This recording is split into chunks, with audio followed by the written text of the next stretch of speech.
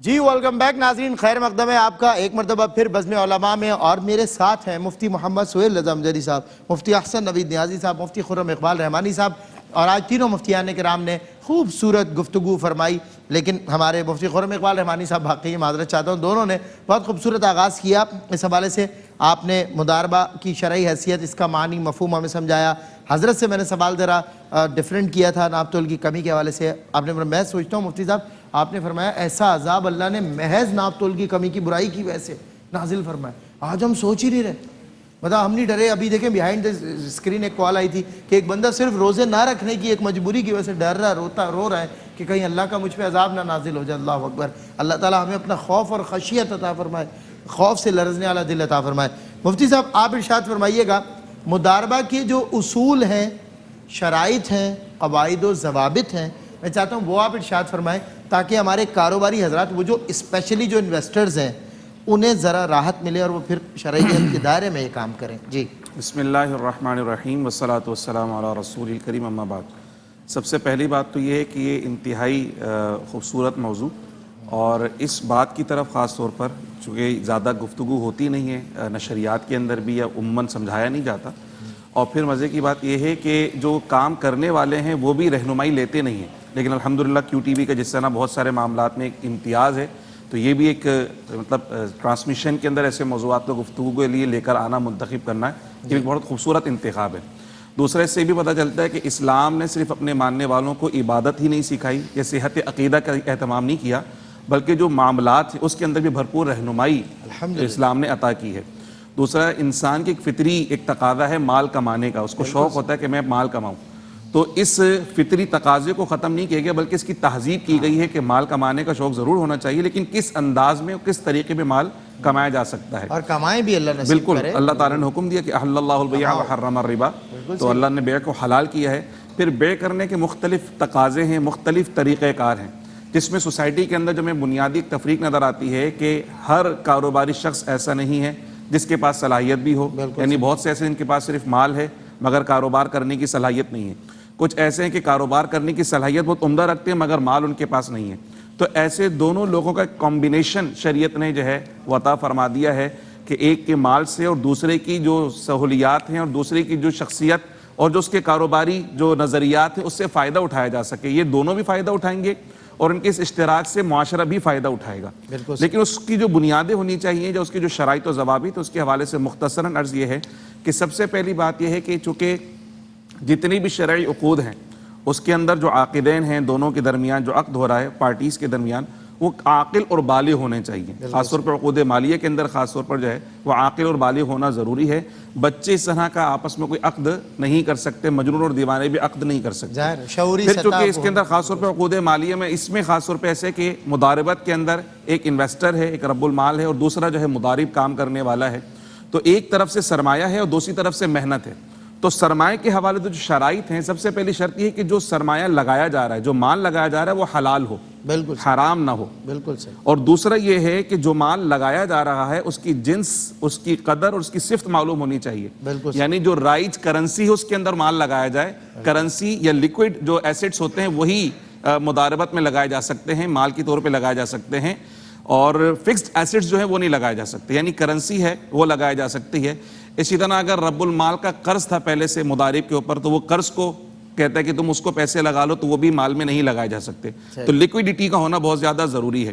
اور چوتھی چیز اس کے اندر یہ ہے کہ جو مال رب المال کی طرف سے دیا جا رہا ہے وہ مدارب کے تصرف میں بھی دیا جائے، صرف بولے نہیں جائے کہ میرے پیسے لگا لینا، وہ اس کے باقاعدہ حوالے کیے جائیں اور اس کے ہینڈ میں، اس کے تصرف میں دے دیا جائے تاکہ باقاعدہ وہ اس کے اوپر ایکٹیو ہو کر اس کے اوپر کام کر سکے۔ تو یہ سرمایہ کی شرائط میں سے یہ چیزیں پائی جاتی ہیں۔ پھر دوسرا کاروبار کی شرائط کے اندر یہ کہ کاروبار کی شرط کیا ہونی چاہیے کہ کاروبار بھی حلال اور جائز ہونا چاہیے، بالکل کسی ایسے کاروبار میں انویسٹمنٹ نہ کی جائے کہ جو ناجائز ہو یا حرام ہو، تو جائز اور حلال کاروبار میں انویسٹمنٹ کی جانی چاہیے۔ پھر نفع کی شرائط کے اندر یہ ہے، جیسے قبلہ مفتی صاحب نے بھی ارشاد فرمایا تھا کہ نفع جو ہے مقدار کے اندر نہیں بلکہ تناسب کی حیثیت میں ہونا چاہیے، پرسنٹیج کی حیثیت سے ہونا چاہیے، پہلے سے میوچل انڈرسٹینڈنگ ہونی چاہیے، جی میوچل انڈرسٹینڈنگ ہو، جس وقت عقد کیا جا رہا ہے، جس وقت کانٹریکٹ کیا جا رہا ہے، اس وقت وہ متعین کر دیا جائے کہ اتنا نفع ہوگا، اتنے فیصد ہوگا، پیسے نہ طے کیے جائیں بلکہ فیصد طے کی جائے، چونکہ فیصد میں اتار چڑھاؤ، پرسنٹیج میں اتار چڑھاؤ ہو سکتا ہے، اگر خاص فیصد کے بجائے اگر رقم طے کر دی تو ظاہر سی بات اس میں نقصان کا اندیشہ ہے، کسی ایک پارٹی کو نقصان برداشت کرنا پڑے گا، اور وہ پھر اس کی صورت میرا خیال پھر نہیں بنے گی، نہیں، پھر اس کے کیونکہ اندر ایک ٹینٹیٹیو اماؤنٹ بتا دی ہر مہینے یہ دینا مجھے، یہ اس سے جو ہے نا مداربت فاسد ہو جاتی ہے، یہ جو فاسد ہو شرط ہے نا اس سے جائے گی، مداربت yes, فاسد ہو جاتی exactly، ہے، بالکل پھر اس کے بعد یہ کہ فریقین کو اختیار ہوتا ہے کہ یہ جو مداربت اصل میں اس کا جو منافع طے ہوتا ہے نا وہ عقد ختم ہونے کے بعد ہوتا ہے، صحیح، یعنی اس کی اجل میعاد طے ہونی چاہیے کہ اتنے عرصے کے لیے ہم یہ کانٹریکٹ کر رہے ہیں، 6 مہینے کے لیے، سال کے لیے، جب وہ کانٹریکٹ پورا ہوگا تو پھر نفع کی تقسیم ہوتی ہے، لیکن اگر دونوں پارٹیز طے کر لیں کہ ہم ماہانہ بنیاد پہ تقسیم کریں گے تو یہ بھی کر سکتے ہیں، پھر کانٹریکٹ ختم ہونے کے بعد دونوں فریقین کو اختیار ہے، وہ چاہیں تو رینیو کر لیں اس کانٹریکٹ کو اور چاہیں تو اس اجارے کو، اس عقد کو ختم کر لیں۔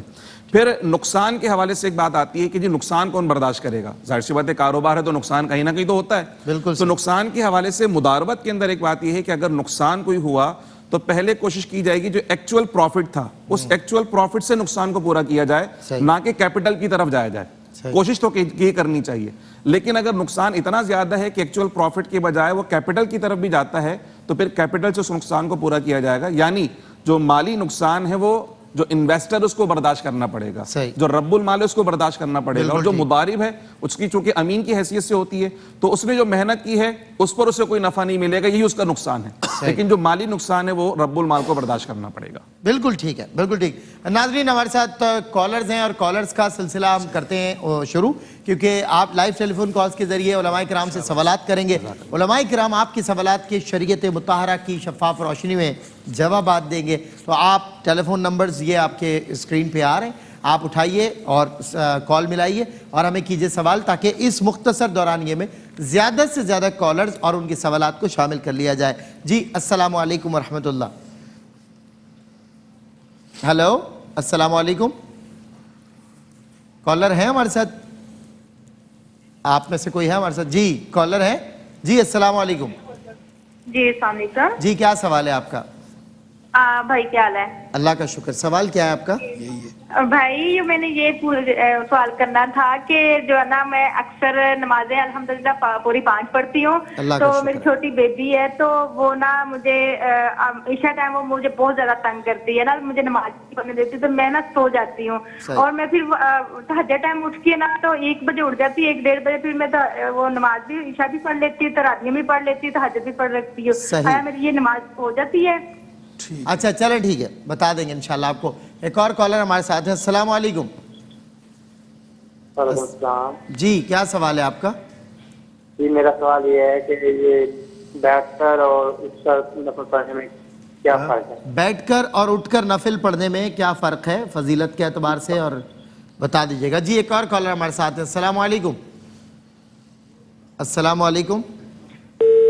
بیٹھ کر جی کھڑے ہو کر، جی السلام علیکم۔ جی السلام علیکم۔ جی وعلیکم السلام، کیا سوال ہے آپ کا؟ ہاں جی بھائی میرا سوال یہ ہے جی کہ صبح شادی کرتے وقت ٹائم تھوڑا تھا تو جب اذان ہونے میں تقریباً 2-3 سیکنڈ رہ گئے تھے، صحیح، تو اذان ہونے لگی تھی تب میں نے پانی پیا تو کیا میرا روزہ ہے؟ اور دوسرا سوال میرا یہ ہے، اذان ہو رہی تھی، ہونے لگ گئی تھی جب آپ نے پانی پیا نا، یہ کہہ رہی ہیں آپ؟ نہیں ابھی مطلب 3-4 سیکنڈ بعد ہوئی تھی اذان۔ اچھا 3-4 سیکنڈ بعد اذان ہوئی، آل رائٹ، ہاں جی، تو ٹائم تھوڑا تھا تو میں نے روزہ رکھا، اس کا ٹائم پانی پیا تھا، تو کیا میرا یہ روزہ ہوگا؟ اور دوسرا سوال میرا یہ ہے کہ جب ہم ربی جلنی پڑھتے ہیں جی نماز میں، ربی جلنی جب پڑھتے ہیں تو وہ من ذریتی جب پڑھتے ہیں وہ من ذریتی پڑھنا ہوتا ہے یا ذری شرعی پڑھنا ہوتا ہے؟ مجھے بتایا کہ کہتے ہیں ذری شرعی پڑھنا ہوتا ہے۔ ذری شرعی، وہ سمجھتے رب جعلنی مقیم الصلاۃ ومن ذریتی، ہاں اس کو کہہ رہی ہیں ذریتی کی جگہ بس صحیح ہے۔ ذری شرعی تو کسی نے یہ بتا پلیز دیا، مجھے بتا دیں کیونکہ کہہ رہی مجھے کسی نے کل بول پتہ دیا چلا ہے ذری شرعی، ذریتی نہیں، ذری شرعی پڑھنا ہوتا ہے، نہیں دوبارہ پوچھ، یہ بولا آپ کو کسی نے؟ تشدید کے من ذریتی پڑھنا ہوتا ہے یا ذری شرعی پڑھنا ہوتا ہے؟ ذری شرعی، درود شریف ذری نہیں درود شریف نہیں بول رہی وہ، ٹھیک ہے ٹھیک ہے، لفظ کو بول رہی ہے، لفظ ذریتی کو کسی نے کہا ہے ذری شرعی پڑھنا ہے، अनोखा सवाल है अपनी नौयत के अतबार से। जी एक और कॉलर है हमारे साथ। अस्सलाम वालेकुम। तशरीह है ना उसका सवाल है। जी क्या सवाल? जी मैं फैसल बात कर रहा हूँ दिल्ली खान से। जनाब क्या सवाल है फैसल भाई? मेरा ये सवाल था कि मैं अपने कारोबार में पैसे वगैरह इन्वेस्ट करता हूँ तो उसमें ज़रा बरकत नहीं होती है। ये नहीं मुझे पता कारोबार में पैसा इन्वेस्ट करते हैं तो बरकत नहीं होती है। अच्छा चले इंशाल्लाह जो प्रीकॉशंस हैं वो आपको बता दी जाएंगी। बरकत देना अल्लाह का काम है, उसकी ज़ात आपको बरकतों से मालामाल करे। बरकत वाला महीना है, बरकत वाला कुरान पढ़ें, अल्लाह से दुआ करें। चले एक और कॉलर हमारे साथ हैं। अस्सलाम वालेकुम। अस्सलाम वालेकुम। जी आवाज़ आ रही है? जी क्या सवाल है आपका? मेरा सवाल ये भाईजान कि मैं किस्तों का काम करता हूँ, टीवी और मोबाइल ये सब किस्तों पर देते हैं। पूछना चाहता हूँ कि ये किस हिसाब में जाते हैं, ये शरीयत में जायज है या नाजायज? अच्छा ठीक है, इंस्टॉलमेंट का काम, इंस्टॉलमेंट पर रकम जाहिर है बढ़ा कर तय करके देना, क्या ये ठीक है? टीवी, फ्रिज, मोबाइल या मोटरसाइकिल कुछ भी। चले एक और कॉलर हमारे साथ हैं। अस्सलाम वालेकुम। अस्सलाम वालेकुम। वालेकुम अस्सलाम। क्या सवाल है आपका? अस्सलाम वालेकुम। जी क्या सवाल है आपका? मेरा सवाल है अगर अजनबी गैर नकली जाली दहशतगर्द बेटी मुमताज बेगम फिर उसको अगवा की कुछ समझ क्या नहीं कह रहे? पता नहीं। चले एक और कॉलर हमारे साथ है। अस्सलाम वालेकुम। अस्सलाम वालेकुम। हेलो आवाज आ रही है? जी क्या सवाल है आपका? जी मेरे दो सवाल अंकल। मेरा सवाल ये है कि मेरे जो शुक्र है ना जी वो ना तो कुरान पढ़े और ना ही नमाज उन्होंने भी, कुरान भी कोई नहीं पढ़े, कुरान भी नहीं पढ़े हुए, नमाज भी नहीं आती, सुसर इनके। जी जी वो गाड़ी का काम कर दें जैसे कणक वडनी पट्ठ वडने ये वजह माला वाला का काम है। क्या काम करते हैं वो समझ नहीं आ रही बात आपकी। जी क्या काम करते हैं वो आपकी बात समझ नहीं आई। खेती बाड़ी नहीं होती, कणक जी जी काटना, जी पत्ते अच्छा काटना। तो सवाल क्या है आपका? वो नमाज नहीं पढ़ते, कुरान पढ़ना नहीं आता, खेती बाड़ी करते हैं, इसमें सवाल क्या है? सवाल ये है कि वो महीना एक कपड़े एक दफा पहन लें तो महीना महीना कपड़े भी नहीं लाते, कपड़े अच्छा। उनके गंदे होते हैं, जैसे बदबू वगैरह आती है, इसकी सही। समझ भी आती है, लेकिन उनका बेटा एक ही है। ठीक है सवाल क्या है इसमें? सवाल सवाल इसमें ये है कि अगर वो बच्ची भी है, दो बेटियां हैं, उनकी दो पोतियां हैं, तो वो उनको मिलती हैं शिलती हैं, कपड़े भी गंदे होते हैं, तो उनके कपड़े या उनके सामने। या मेरे अल्लाह। चले एक और कॉलर हमारे साथ, एक और कॉलर हमारे साथ है, पहले ही देख लिया करें यार। अस्सलाम वालेकुम। जी अस्सलाम वालेकुम। वालेकुम सलाम भाई, दरअसल मैं ना नमाज पढ़ती हूँ जी, तो मुझे जी। पता है कि मैं सही पढ़ती हूँ, फिर भी मेरे साथ ये होता है कि मैं मुझे वहम ही होता रहता है कि मैं सही नहीं पढ़ी, मैं फिर भी सजदा सही को नहीं पढ़ लेती पढ़ी। हूँ। हाँ ठीक तो है, क्या कर सकते हैं? बस ठीक है, बाद रकातों का कर सकते हैं? सजदा सहव कर सकते हैं या उसमें उसको वो कर सकते सही हैं, और रकातों का भी वहम हो जाता है। चले जी एक और कॉलर हमारे साथ है। अस्सलाम वालेकुम। जनाब क्या सवाल है आपका? बात कर रहा हूँ यार, ये सवाल करना है कि हम जो इबादत करते हैं तो हमें कैसे पता चले हमारी इबादत कबूल हुई है? हमें कैसे पता चलेगा हमारी इबादत कबूल हुई? ठीक है, अच्छा ठीक है। सवाल। चले एक और कॉलर हमारे साथ है। अस्सलाम वालेकुम। वालेकुम सलाम। जी क्या सवाल है आपका? भाई मेरा ये सवाल है कि तो बच्चा हाथ पा जाता छोटा, बच्चा क्या है, छोटा क्या करता है? छोटा बच्चा जब हाथ पा जाता तो कहते हैं कि अभी इसमें है कि माँ बाप की कफालत करता है। किस 7 क्या साल का 7 साल? माँ बाप की नहीं छोटा कफालत बच्चा करता क्या है, होता है? 7 साल का क्या कह रही है? फौत हो जाता है? फौत जो हो जाता छोटा है, बच्चा अच्छा जो फौत हो जाता है वो माँ बाप की सिफारिश करेगा, इस हवाले से इरशाद फरमाएं। ऑल राइट, बिल्कुल इंशाल्लाह आपको बताएंगे, लेकिन इस ब्रेक के बाद। जी वेलकम बैक नाजरीन, खैर मकदम है आपका एक मरतबा फिर नेमत इफ्तार में, और मुल्क पाकिस्तान के मुस्तनद उलमा का पैनल हमारे साथ है। अल्हम्दुलिल्लाह पॉजिटिविटी क्रिएट कर रहे हैं RYQ TV, positive message, positive answers, और हम पॉजिटिव नॉलेज लोगों तक डिलीवर कर रहे हैं, अल्लाह और उसके रसूल का पैगाम पॉजिटिव अंदाज में, ताकि माशरे में हम एक अपना मस्बत किरदार अदा कर सकें और किसी मनफी जो वो रास्ता है उसकी तरफ ना जाएं, ना किसी को जाने दें। हमारे साथ लाइव टेलीफोन कॉल्स बहुत सारी जमा हुई, उनके सवालात कल की नशिस्त में भी सवालात रह गए थे, तो मुफ्तियान किराम से गुजारिश करता हूँ कि आज के तमाम तर सवालात और कल के बकाया सवालात के जवाबात अता फरमाएं, फिर अगर मौका लगा तो और कॉल्स ले लेंगे। जी मुफ्ती साहब। अच्छा, कल के सवालात में जो रह गए थे ایک بہن نے یہ سوال کیا کہ والد مرحوم کسی کے مقروض تھے تو اب کیا کرنا چاہیے؟ اب دیکھیں جب کوئی خدا نخواستہ انتقال کر جائے تو اس کے وراثت کو تقسیم کرنے سے پہلے 3 چیزیں دیکھی جاتی ہیں۔ نمبر 1 کہ اس کے کفن دفن کے اخراجات اگر چاہیں تو مرحوم کے مال سے لیا جا سکتا ہے، سوئم کا 40ویں کا 10ویں حصے کا نہیں، صرف کفن دفن کے جو ایک معمول کے اخراجات ہیں۔ دوسرا یہ دیکھا جاتا ہے کہ اس نے کہیں قرض لیا ہے تو اس کے مال سے قرض دیا جائے۔ تیسرا یہ دیکھا جاتا ہے کہ اس نے کوئی وصیت کی ہے تو اس کی 1/3 وصیت پر عمل کیا جائے۔ تو وصیت سے قرض کو مقدم کیا گیا ہے کہ قرض مقدم ہے۔ یہ تو میری بہن دیکھنا چاہیے تھا۔ بہرحال اگر آپ کی استطاعت ہے اور آپ دے سکتے ہیں یا ان کی اولاد میں کوئی اور ہے آپ کے بہن بھائی وہ دے سکتے ہیں تو فوراً ان کا جو قرض ہے وہ ادا کرنا چاہیے تاکہ ان پر جو بار ہے وہ ختم ہو، کیونکہ قرض یہاں تک کہ شہید بھی ہے نا اس کے سارے گناہ معاف ہو جاتے ہیں، قرض معاف نہیں ہوتا۔ قرض معاف نہیں جی ہوتا۔ ہاں جی ہاں اللہ جی۔ اکبر، اللہ اکبر۔ اچھا اس کے بعد اور اگر آپ کے پاس نہیں ہے تو نیت کریں کہ یعنی آپ کے بھائی ہوں ان کے پاس بھی اگر نہیں ہے تو نیت کریں کہ ہمارے پاس آئے گا تو ہم اپنے والد کا یہ قرض ادا کریں گے تو اللہ تبارک و تعالیٰ انشاءاللہ کرم فرمائے گا، دعائے مغفرت بھی کرتے رہیں ان کے لیے۔ صدقہ فطر کے رقم سے کپڑے خرید کر دے سکتے ہیں یا نہیں؟ دیکھیں زکوٰۃ ہو یا صدقہ فطر ہونا، آپ دیکھ رہے ہیں کسی غریب کو کپڑوں کی ضرورت ہے تو آپ اسے کپڑے خرید کر مالک بنا کر بالکل دے سکتے ہیں، اس میں کوئی کباہت نہیں۔ دیتے وقت زکوٰۃ کی نیت ہونی چاہیے اور بطور تملیک دیں، مالک بنا کر دیں۔ اور اس کے بعد جو ہے وہ ایک سوال یہ ہوا کہ مختلف فقیر ہوتے ہیں، مستحق ہوں یا نہ ہوں میں دے دیتا ہوں۔ دیکھیں آج کل جو ایک ٹرینڈ چلا ہوا ہے نا کہ ہر سگنل پر آپ کھڑے کسی سگنل پہ کھڑے ہو جائیں ایک دم ہجوم آ جاتا ہے۔ اسی طریقے سے کسی ریسٹورنٹ میں جائیں، کہیں پر کسی کام سے جائیں، پمپ پر جائیں، تو ہر جگہ پر یہ آپ کو جمگھٹا پورا گروہ در گروہ نظر آ جائے گا۔ سب گھر سے نکلنا رمضان میں مشکل ہوا ایک کو دیں وہ جا کر پتہ نہیں کیسی کانا پھوسی کرتا ہے کہ وہ سارا گروہ آ جاتا ہے، چلو بھائی دو ایک جگہ اور نہ دو تو آپ کی گاڑی پر ہاتھ ماریں گے، یہ کریں گے۔ یہ ہے پیشہ ور، ان کو دینا بالکل جائز نہیں ہے۔ بالکل صحیح، یہ پیشہ ور ہے۔ یہ بعضوں کے پاس اتنا پیسہ سلمان بھائی آپ کے پاس بھی نہیں ہوگا۔ بالکل صحیح کہہ رہے ہیں آپ، صحیح اتنی گاڑیاں ہوتی ہیں ان کے پاس، تو بہرحال پیشہ ور کو بالکل نہیں دینا چاہیے۔ اس کے علاوہ جو بھی ہو کوئی مستحق ہے تو اس کو بالکل دینا چاہیے۔ ہاں اب مستحق ہے اور واقعی ہے، اب آپ کا پتہ کرنا اور صدقہ نافلہ ہے، آپ کا پتہ کرنا کہ یار اس کو ضرورت ہے یا نہیں ہے، تو بہرحال صدقہ نافلہ میں اتنی ضرورت نہیں ہوتی، آپ دے دیا کریں، ٹھیک ہے نا، جو مانگنے کے لیے سائلین میں سے جو بھی ہے۔ صدقہ واجبہ جو ہوتا ہے تو اس میں دیکھا جائے گا، یعنی زکوٰۃ ہے، کفارہ وغیرہ، اس میں دیکھا جاتا ہے کہ جی آیا یہ شریف فقیر ہے یا نہیں ہے۔ اچھا صاحب پیشہ وروں کا تو مکمل بائیکاٹ ہونا چاہیے، بالکل ہمارا بائیکاٹ ہے، کیونکہ اس کی وجہ سے ان کی تعداد بڑھتی جا رہی ہے اور یہ کلچر پرموٹ ہو رہا ہے۔ اچھا اس کا مطلب یہ نہیں کہ آپ لڑنا شروع کر دیں، میں نہیں دے رہا، یہ وہ ایسا بالکل نہیں کرنا۔ آپ بھائی اللہ معاف کرے، آپ جائیں ادھر سے، اللہ معاف کرے آپ کو، ٹھیک ہے۔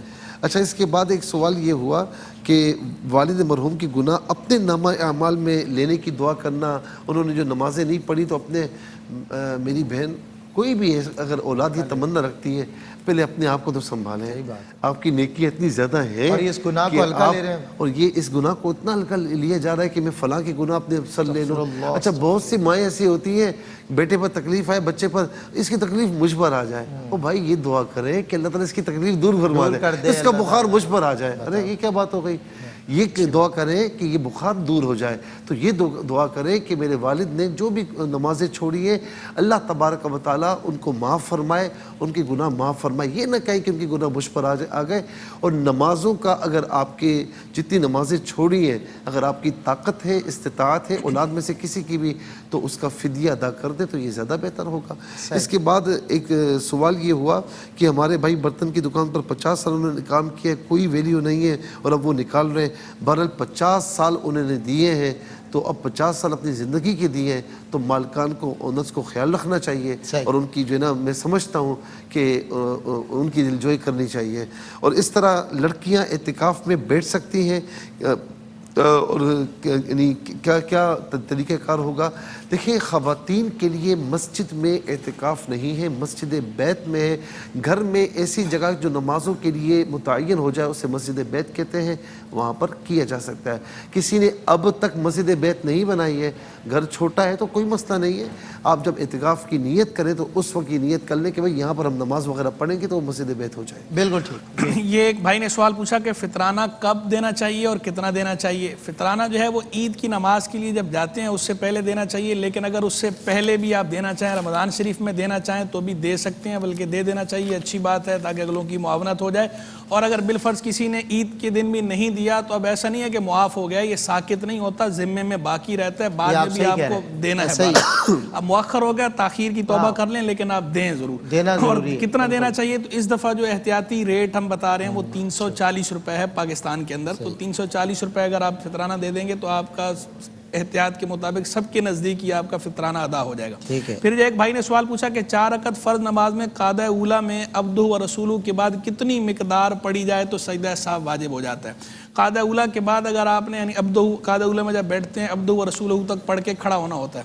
عبدہ و رسولہ کے بعد اگر آپ نے ایک جملہ ادا کر لیا تو اس سے سجدہ سہو واجب ہو جائے گا اگر بھولے سے ہوا ہو تو. اگر جان بوجھ کے کیا تو پھر دوبارہ پڑھنی ہوگی نماز. ایک جملہ یعنی تام ہو جائے، جیسے اللہم صلی علی سیدنا کہہ دیا یا اللہم صلی علی محمد کہہ دیا تو جملہ تام ہو جائے. اگر صرف اتنا کہا تھا اللہم صلی علی تو اب یہ چونکہ جملہ تام نہیں ہوا تو اس میں سجدہ سہو واجب نہیں. اچھا ہوا آپ نے وضاحت کر دی، لیکن اگر آپ لفظ سمجھ رہا تھا. لیکن اگر جملہ تام ہو گیا، جملہ مکمل ہو گیا تو اس صورت میں جو ہے وہ سجدہ سہو اللہم صلی علی محمد یا اللہم صلی علی سیدنا. تو ابھی سیدنا تو اب یہ جملہ تام ہو گیا، مکمل ہو گیا. بالکل ٹھیک. ادھورے جملے پر جو ہے وہ نہیں ہے سجدہ. بالکل ٹھیک. پھر جو ہے وہ ایک بہن نے پوچھا، بھائی نے پوچھا کہ ایک میرا چھوٹا بھائی ہے، وہ حافظ قرآن تو نہیں ہے لیکن اپنے آپ کو لوگوں کے سامنے حافظ قرآن ظاہر کرتا ہے اور ڈنڈی مارتا ہے، لوگوں کے ساتھ دھوکہ بھی کرتا ہے. 2 الگ الگ مستقل گناہ کر رہا ہے. دھوکہ دینا ویسے بھی حافظ قرآن ہو یا نہ ہو، دھوکہ دینا حافظ قرآن کے لیے بھی جائز نہیں ہے، بلکہ دھوکہ تو وہ چیز ہے کہ جس کے بارے میں فرمایا گیا کہ یہ کافر کو بھی نہیں دے سکتے الا یہ کہ حالت جنگ ہو. حالت جنگ کے سوا یعنی جہاد فی سبیل اللہ کے موقع کو چھوڑ کر تو دھوکہ کافر کو بھی نہیں دیا جا سکتا. غدر کی اجازت نہیں ہے چہ جا کے کسی مسلمان کو. فرمایا من غشا فلیس منا، جو دھوکہ دے، من غشنا جو ہمیں دھوکہ دے یا کسی بھی مسلمان کو دھوکہ دے، فلیس منا وہ ہم میں سے نہیں ہے. دھوکہ دینا بھی جائز نہیں. اور یہ جو اپنے آپ کو حافظ قرآن ظاہر کرنا یہ بھی جرم ہے اور بہت بڑا جرم ہے کہ آپ قرآن کے نام پر جھوٹ بول رہے ہیں. اللہ تبارک و تعالیٰ سے ڈریں اور توبہ کریں. پھر جو ایک بہن نے پوچھا کہ وتر کی تیسری رکعت میں قنوت میں ہاتھ اٹھا کے جو دعا قنوت مانگی جاتی ہے تو جب ہم سورہ فاتحہ پڑھ لیتے ہیں تو اب دعا کی کیا ضرورت ہے، کیوں پڑھی جا رہی ہے؟ دیکھیں یہ شریعت کی تعلیم ہے، اللہ اور اللہ کے رسول علیہ السلام کی تعلیم ہے. وتر میں دعا قنوت پڑھنے کا حکم اللہ اور اللہ کے رسول کی طرف سے، اس لیے وتر میں دعا قنوت پڑھی جاتی ہے. تو جب اللہ اور اللہ کے رسول اگر فرمائیں وہ ایک بار کیا 4 بار دعا کا فرمائیں گے تو وہ 4 بار بھی ہم کریں گے تو اس میں یہ نہیں کہا جائے گا کہ بھئی ایک دفعہ دعا ہو گئی ہے تو اب کیا. اللہ اور اس کے رسول کی تکلیف بھی فرما دے اندھی ہوگی. بالکل جب فرما دیا اللہ نے تو وہ بس سر تسلیم خم ہے. اور رہ گئی بات یہ کہ ہاتھ اٹھانے سے اگر مراد یہ ہے کہ ایسے ہاتھ اٹھا کے کوئی دعا مانگتا ہے تو ایسے ہم نے دیکھا نہیں ہے کوئی ایسے ہاتھ اٹھا کے دعا مانگتا ہو، لیکن کوئی اگر ایسا کرتا ہے تو ہاتھ نہیں اٹھانے چاہیے. وہ ہاتھ کانوں تک ضرور اٹھائے جائیں گے، تکبیر کہی جائے گی، اس کے بعد جو دعا ہے وہ ہاتھ باندھ کے ہی پڑھی جائے گی. پھر جو ہے وہ ایک بہن نے پوچھا کہ زکوٰۃ کے پیسوں سے کیا ہم قرآن شریف رکھوا سکتے ہیں؟ تو زکوٰۃ کے پیسوں سے قرآن شریف نہیں رکھوا سکتے. زکوٰۃ کے لیے شریف فقیر کو تملیک ضروری ہوتی ہے کہ آپ شریف فقیر کو مالک بنائیں زکوٰۃ کے مال کا. تو قرآن شریف اگر آپ کہیں مسجد میں رکھوا رہے ہیں، کسی ایسی جگہ مدرسے میں رکھوا رہے ہیں، تملیک نہیں پائی جا رہی اس کے اندر. ہاں یہ ہو سکتا ہے کہ آپ کسی شریف فقیر کو جو ہے اس کا مالک بنا دیں تو ایسی صورت میں اتنی زکوٰۃ ادا ہو جائے گی جتنی اس کی قیمت. اب صاحب یہ بھی ارشاد سنائیے گا جب کوئی مکہ جاتا ہے تو لوگ اس کو کہتے ہیں کہ جب میرے پیسے لے لیں قرآن شریف رکھ دیجئے گا وہاں پر، تو اس سے بدر جہاں بہتر یہ نہیں تھا کہ پڑھتے قرآن؟ اس سے ہاں بالکل خود پڑھیں، اور اس سے بہتر ہے کہ وہاں قرآن شریف رکھوانے کی بجائے آپ ان کو وہاں خرچ کرنے کے لیے دے دیں کہ وہاں پر خرچ کریں، جو مستحقین ہیں ان کو دے دیں. یہ کیا اچھی بات ہے. جی مفتی صاحب خرم اقبال احمد. یہ خواتین کی قبر پر جانا اور جا کر قرآن پڑھنا کیا تھا کہ والدین کی قبر پہ جا کر ہم قرآن پڑھ سکتے ہیں. اگر مقصود قرآن پاک پڑھنا ہی ہے، اصالہ ثواب کرنا ہی اصل مقصود ہے، تو وہ گھر میں رہ کر بھی کیا جا سکتا ہے اور مناسب بھی ہے کہ قبر پہ نہ جائیں، قبرستان نہ جائیں، گھر میں رہ کر اپنے والدین کے لیے اصالہ ثواب کا اہتمام کریں. ایک بہن نے کہا کہ عشاء کی نماز وہ آدھی رات میں اٹھ کر پڑھتی ہیں، تھک جاتی ہیں تو اول وقت میں سو جاتی ہیں، پھر آدھی رات میں اٹھ کر وہ نماز پڑھتی ہیں، تو ایسے نماز ہو جاتی ہے؟ نماز تو ہو جاتی ہے، لیکن کہیں ایسا نہ ہو کہ وہ آپ سوتی رہ جائیں اور نماز سے نہ اٹھ سکیں. تو مناسب یہ ہے کہ کم سے کم عشاء کے فرض وغیرہ پڑھ کر جو ہے وہ سویا جائے بہتر تو ہی، لیکن اگر آدھی رات میں اٹھ کر بھی نماز پڑھیں گی تو نماز ہو جائے گی۔ بیٹھ کر نفل پڑھنا اور کھڑے ہو کر نفل پڑھنے کے حوالے سے ظاہر سی بات ہے کھڑے ہو کر نفل پڑھنا یہ افضل ہے، اس میں ثواب زیادہ ہے۔ بیٹھ کر بغیر شرعی عذر کے بیٹھ کر نفل پڑھنے سے ثواب میں کمی ہے، البتہ اگر کوئی ضرورت ہے، طبیعت ہے، نقاہت، کمزوری کی وجہ سے پڑھ لیں تو کوئی مذائقہ نہیں۔ پھر ایک بہن نے پوچھا کہ اذان ہونے والی تھی، 3-4 سیکنڈ باقی تھے تو میں نے پانی پی لیا، تو اذان کا تعلق جو ہے وہ سحری ختم ہونے کے ساتھ نہیں ہے بلکہ اس کا تعلق تو اذان فجر کے ساتھ ہے، نماز فجر کے ساتھ ہے۔ تو اگر ابھی وقت باقی تھا اور پانی پیا تو روزہ ہو گیا، اور وقت ختم ہو گیا تھا اگرچہ اذان نہ ہوئی ہو تو ان کا روزہ نہیں ہوا۔ ربی جعلنی پڑھتی ہیں تو کسی نے کہا کہ وَمِن ذُرِّيَّتِي، یا پہ چونکہ تشدید ہے تو شاید وہ تشدید کے ساتھ نہ پڑھتی ہوں، ذُرِّيَّتِي کرتی ہوں، تو ان کو سمجھا کہ یہ ذُرِّيَّتِي، یا پہ تشدید ہے تو یا پہ تشدید مشدد کر کے اس کو پڑھنا چاہیے۔ اور محض یہی لفظ ہے ذریتی، جی شین نہیں ہے، کوئی ہاں زیادہ سختی کریں گے تو شین کی آواز آ جائے گی، تو شین نہیں یہ یا ہے، ذُرِّيَّتِي۔ ذریتی۔ اچھا ایک سوال یہ ہوا، بھائی نے کہا کہ بیوی کے والد ان کے فوت ہو گئے اور ان کے بیٹوں نے زمین ان کی حیاتی میں اپنے نام کروا لی تھی اور بہنوں کو محروم رکھا تھا، تو میں سمجھتا ہوں کہ یہ بہت غلط کیا ہے، اور بہنوں کو محروم کرنا یہ زمانہ جاہلیت کی نشانی ہے اور سخت گناہ ہے۔ حضور نبی کریم علیہ السلام کا فرمان ہے کہ جس نے کسی کی ایک یعنی زمین دبائی نا تو روز قیامت یعنی ایک بالش زمین ہتھیار لی تو روز قیامت 7 زمینوں کا توق اسے پہنایا جائے گا۔ اللہ اکبر۔ تو پھر ذرا اس سے اندازہ کر لیں، تو برحال ان کو توبہ کرنی چاہیے اور اس طریقے سے نہیں کرنا چاہیے، جس کا جو حق ہے اسے دینا چاہیے۔ ایک بار کہتے ہیں بہن کہتی ہیں کہ ان کی بھانجی نے روزوں کی منت مانی تھی کہ بچہ ہوگا تو میں روزے رکھوں گی، اور 6 مہینے کے روزوں کی منت، دیکھیں تو صحیح، منت 6 مہینے کے روزوں کی، اور پھر اب بچہ بھی بیمار رہتا ہے، 14 سال کا ہے، خود بھی بیمار رہتی ہیں۔ اول تو یہ کہ ایسی منت نہ مانے کہ جو آپ پوری نہ کر سکتی ہوں، جوش میں کہتے ہیں نا کہ خوشی کے عالم میں اور غم کے عالم میں، غصے کے عالم میں کوئی فیصلہ نہ کریں، تو اسی لیے آپ کو اتنی منت ماننی چاہیے تھی کہ جتنی آپ پوری کر سکتی ہیں۔ بہرحال اب آپ نہیں کر سکتی، بیمار ہے تو یہ کہ جب بیماری ختم ہو تو پھر آہستہ آہستہ ادا کر لیں، ایک ساتھ نہ کریں۔ اور خدا نہ خاصہ اگر ایسی بیماری کہ آپ کو صحیح جیسے شوگر ہوتی ہے یا ہارٹ پیشنٹس ہوتے ہیں اس طرح، تو اگر ایسا ہے کہ جو عام طور پر یہ ساتھ ساتھ چلتا ہے تو پھر فدیہ وغیرہ دیں، اللہ تعالیٰ کی بارگاہ میں توبہ کریں کہ میں پوری نہیں کر سکی ہوں، اللہ رب العالمین انشاءاللہ قبول فرمائے گا۔ اچھا ایک سوال یہ ہوا کہ کاروبار میں پیسہ انویسٹ کیا لیکن برکت نہیں ہوتی، اللہ رب العالمین آپ پر کرم فرمائے، برکت عطا فرمائے۔ استغفر اللہ ربی من کل ذنب واتوب الیہ، ہر نماز کے بعد 11 مرتبہ ولاختی درود شریف کے ساتھ پڑھ لیا کریں۔ قسطوں کا کام فی نفسی ہی بالکل جائز ہے۔ قسطوں کا کام یہ ہوتا ہے کہ یہ موبائل ہے، آپ میرے پاس خریدنے کے لیے آئے، یہ مثال کے طور پر 1,00,000 روپے کا ہے، آپ نے کہا مفتی صاحب 1,00,000 روپے میرے پاس نہیں ہے، 50,000 ہے، باقی میں مہینہ کر کے دے دوں گا 1 سال کی پیمنٹ میں۔ اب میں نے 50,000 آپ سے لیے، باقی 50,000 مہینہ کر کے لے رہا ہوں۔